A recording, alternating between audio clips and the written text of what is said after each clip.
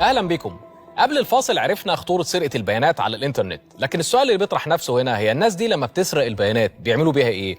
الحقيقة إن دي تجارة وبزنس كبير جدا مربح جدا بالنسبة للمجرمين على الإنترنت، مش بس المجرمين، في جهات بتستفيد من تسريب البيانات دي في حاجات استخباراتية، لكن اللي يهمنا هو البيزنس حاليا. في مواقع كتير جدا على الدارك ويب بتبيع البيانات المتسربة دي، كفاية تعرف إن المجرم ممكن يكسب من 50,000 ل 2 مليون دولار في عمليات البيع للبيانات المتسربة دي على الدارك ويب.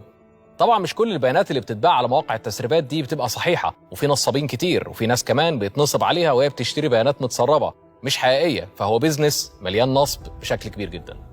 تعال احكي لك بقى حكاية واحد من أشهر المواقع اللي كانت مرتع لبيع البيانات المتسربة على الإنترنت، وهو ريد فورمز. الموقع ده من أشهر المواقع اللي باللغة الإنجليزية اللي بيستخدمها المجرمين في كل أنواع الجرائم السيبرانية، من أول البيانات المسروقة وبرامج الاختراقات وبيانات الدخول لأجهزة وسيرفرات وبيانات سرية وكل ما تتخيله. طبعا في مواقع كتير جدا زيه على الدارك ويب بلغات كتير، اهمها طبعا المواقع الروسيه، وده مرتع لجميع انواع المجرمين والجرائم.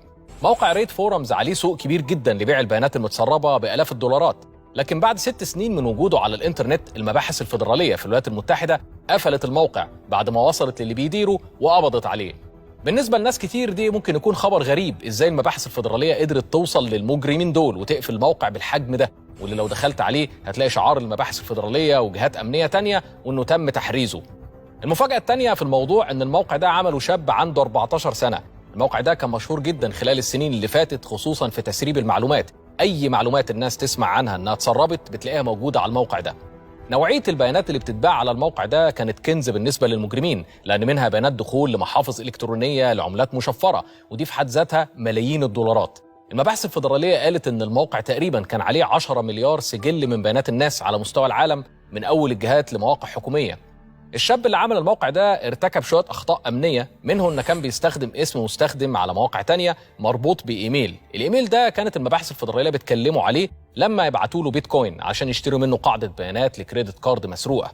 المهم الاخ ده قرر يسافر لبريطانيا في اجازه، ما كانش بقى عارف ان الشرطه هناك عندها اخباريه بتفتيشه في المطار، وتم القبض عليه. ولما فحصوا التليفون بتاعه لقوا عليه ايميلات من السيرفرات بتاعه الموقع واللي بتاكد ان هو اللي بيديره. وقتها المباحث الفيدراليه اعلنت انه تم القبض على واحد اسمه دييغو سانتوس، عنده 21 سنه، من البرتغال، وده كان السن اللي وصل له وقت القبض عليه، وكان كل السنين دي بيدير موقع شهير للهاكرز، وانه يتم ترحيله للولايات المتحده الامريكيه.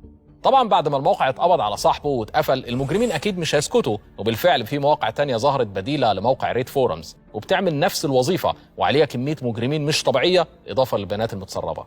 زي ما قلت لك في الفترة الأخيرة بقينا بنسمع عن موضوع تسريب وسرقة البيانات ده كل يوم للأسف، ومن آخر الأحداث اللي تم الإعلان عنها لحد كتابة الحلقة دي كانت اختراق شركة تويوتا وتسريب بيانات آلاف العملاء. عندك كمان إعلان شركة ميتا صاحبة فيسبوك عن تسريب بيانات أكتر من 1,000,000 مستخدم بسبب بعض التطبيقات اللي الناس بتحملها على البروفايل، إضافة لتطبيقات موجودة على جوجل بلاي وأبل أب ستور. شهر سبتمبر كان مليان تسريبات كبيرة، أهمها تسريب بيانات من شركة روك ستار اللي بتعمل لعبة GTA، والهاكرز سربوا أجزاء من اللعبة اللي لسه ما نزلتش السوق، والهاكرز أعلنوا أنهم استخدموا تقنيات الهندسة الاجتماعية لاختراق موظفين في الشركة، أنهم عملوا ده برضو مع شركة أوبر، وده يعتبر التسريب الثاني والأكبر من نفس الشهر. زي ما قلت لكم مفيش يوم بيعدي من غير اختراقات وتسريب، وده بقى الطبيعي دلوقتي بسبب انتشار التكنولوجيا والإنترنت والاعتماد عليهم بشكل كبير. وهنا يجي واحد صاحبنا يقول لك خلاص عرفنا أننا تقريبا بياناتنا بقت هدف للمجرمين في كل حتة، طب نعمل إيه بقى؟ أعمل إيه علشان أحمي نفسي من الاختراقات وتسريب البيانات دي؟ ده سؤال مهم ومحتاج تركز معانا في إجابته بعد الفاصل.